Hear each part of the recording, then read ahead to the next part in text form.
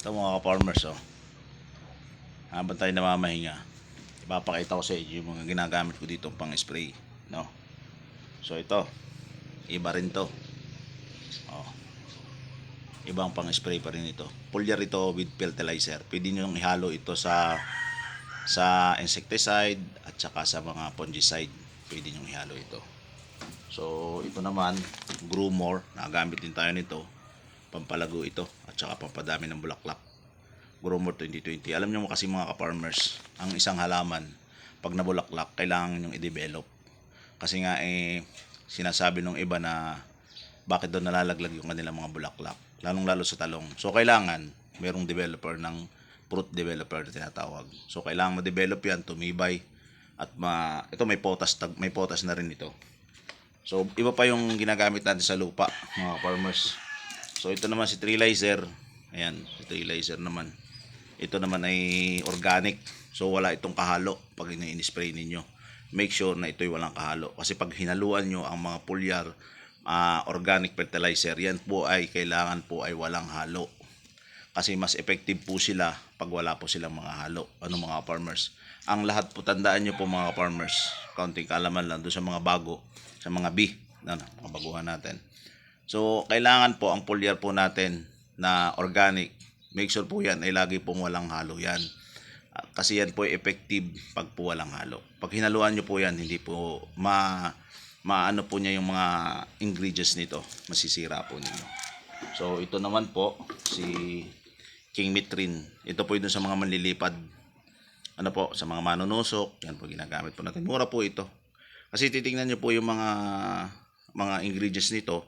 As dun sa mahal at dun sa mura, iisa po yan. So napakamahal po pero ang ingredients po pala ay iisa. So titingnan din nyo po, pag-aaralan nyo pong mabuti. Si King Mitrin, para sa manlilipad, hindi lang po sa mga eroplano. Ayan. Ito po naman si Silicron. Ito po sa white lice. Medyo harmful po ito kasi yellow label po yan. So harmful po yan. At saka talaga pong sticker. Naka-sticker po siya sa halaman. So pwede nyo po siyang haluan ng, pag ginamit nyo po ito, pwede nyo pong haluan ng Growmore. Yan, pwede nyo pong haluan ng mga fertilizer. Huwag pong organic. Kasi pag organic po, masisira po halaman nyo. Ito po, kahit po anong synthetic na mga gamot na fertilizer, pwede po sa kanya. So ito naman po si Ultra Grow. Ayan, si Ultra Grow. Ito si Ultra Grow naman po, ito organic din. So huwag nyo pong haluan din yan. Ayan po, napakadami mga farmers. Napakamamahal. Ito po naman si Nib. Ayan po. Si Nib naman po ay maganda rin po itong pampalago. Maganda rin po si Nib na wala pong halo. Ano po, mas make sure po siya ay walang halo. Napakaganda rin po nito. Napakaganda rin ang price. Ayan mga farmers. Ito naman po si Super Mitrin. Kagaya din po ito ni pangalan nito ni King Mitrin. Ano po? Ayan po. Kagaya din po ni King Mitrin. Meron na po siyang isang ingredients na wala po si King Mitrin. So na meron po si Super Mitrin. Parang super po ito. Doon po sa maliliit na manlilipad. Yung parang mga, alam niyo na, yung marami pag lumipad. Ito naman po ay si Boss Master. Ayan. Para pampabata. Marami po dito. Ito pong isa, wala ng label. Oh. Ito po sa uod. Ano? Sa uod po ito. Nalimutan ko na ang pangalan. Ayan po. Sa uod po ito. Maliit pero malaki bayad.